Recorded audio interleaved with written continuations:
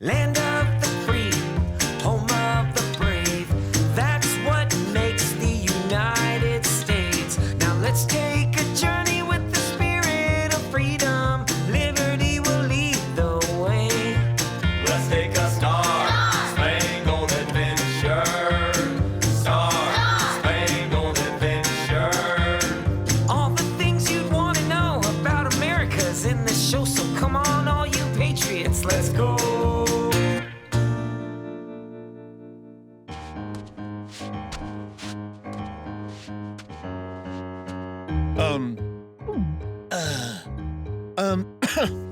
General, sir? General, sir? Yes? General, Washington, sir? Well, I'm Miller, sir, but my friends call me Barnaby. Anyway, I was looking for Higgins because, well, I think he stole my boots. But I couldn't find him, and I really looked hard, and, well, I believe that Higgins has deserted, sir. Report to the colonel, not me. Oh, yes, sir, I'll do that. Listen, General, while I'm here, I thought perhaps I might mention it has been 4 months since we won a battle. The men are discouraged, so me and some of the guys were thinking, well, maybe we just surrender to the British. Private, are you married? No, sir, but I hope to court Miss Abigail. You see, she is this wonderful What would you do to win her hand in marriage? Why, sir, I would do anything. And what will you do for the two of you to live in a country that grants you liberty and freedom so you can live your lives? Anything, sir. Then we must continue this fight and cross the Delaware River. But how can we defeat the most powerful army in the world? I trust that we will prevail, though the cost will be high. Okay, I will trust you. Do not trust me. Trust God and the rightness of a fight for liberty. Oops! My friends, it's a dark hour for America. The conflict between the British and the colonies in America has turned to war. America's fight for freedom is not going well.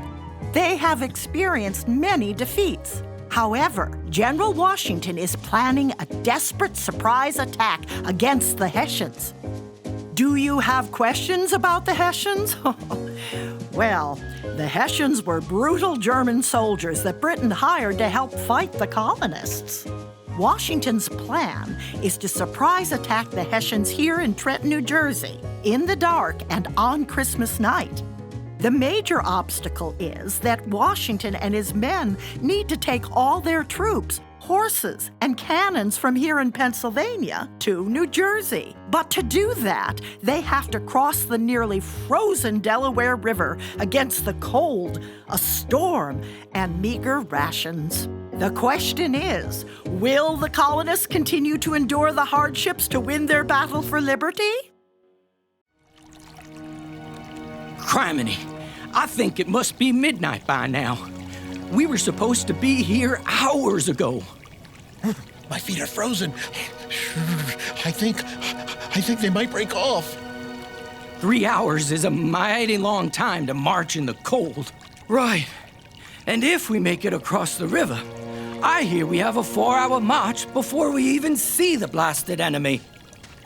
Oh, General! Since my feet are about to break off, and probably theirs are too, I was thinking we should go home and come back in the spring, huh? It won't be so cold, and I hear Pennsylvania is very nice in April. Alert me when the rest of the regiment arrives for the crossing. Yes, sir. Since today's Christmas and all, maybe the Hessians are busy celebrating, and we should too, at home. I am counting on the Hessians to be celebrating and not watching for us. Colonel Cadwalader is leading his troops across the river further down, and Colonel Ewing is leading the third crossing even further past him. So, we shall have plenty of troops to surprise the enemy. Sir, last week you read a portion from a book to us. Before we shove off, could you read it again? Indeed. Thomas Paine's words are most appropriate for tonight. These are the times that try men's souls. The summer soldier and the sunshine patriot will, in this crisis, shrink from the service of their country. But he that stands by it now deserves the love and thanks of man and woman. We each have endured many hardships. The hungry stomach, the weary body, and even the cold feet, even for fighting.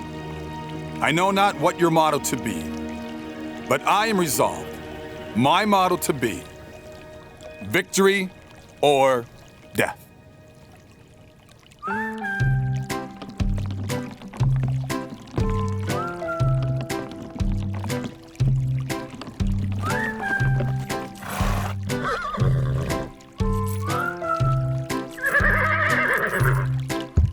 Press on, Press on, just press on. press on.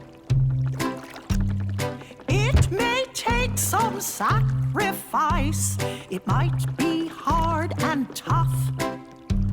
But freedom is always worth the price, even when times are tough.